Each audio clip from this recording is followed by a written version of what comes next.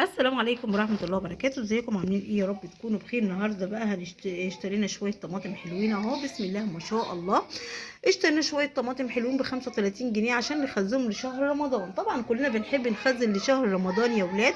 طبعا تخزين الطماطم دي جميلة جدا. انا اشتريت دولت ودولت يعني حوالي 35 كيلو، 35 يعني ب50 جنيه القفص دوت، بسم الله ما شاء الله.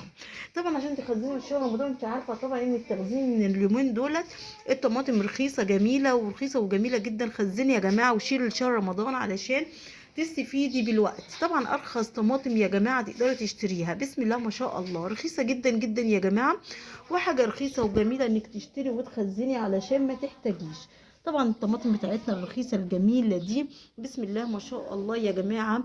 انا اشتريت شوية الطماطم دول زي ما قلت لكم كده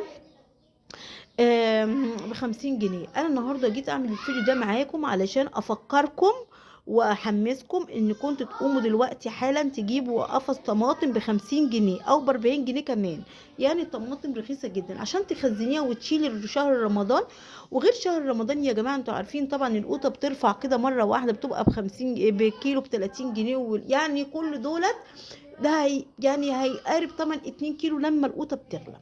يلا بقى مستنيه ايه؟ هاتي بقى قفص طماطم واغسليها كويس جدا جدا وجهزي شويه اكياس بلاستيك او برطمانات بلاستيك، اكيد هتبقى متوفره عندك. ويلا خزني احلى طماطم في الفريزر اهو. شايفين بقى بسم الله ما شاء الله على الطماطم الجميله دي. خزني يا جماعه عشان تلحقي شهر رمضان وقبل ما القوطه ما ترفع، علشان بعد رمضان بحب افكرك ان القوطه هترفع جدا ومش هتقدري تشتريها. لكن دلوقتي القوطه رخيصه جدا ويا محلاها ويا مرخصها يا جماعه.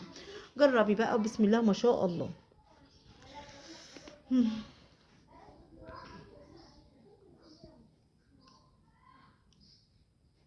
شايفين بقى حلاوة القوطة الرخيصة دي الجميلة.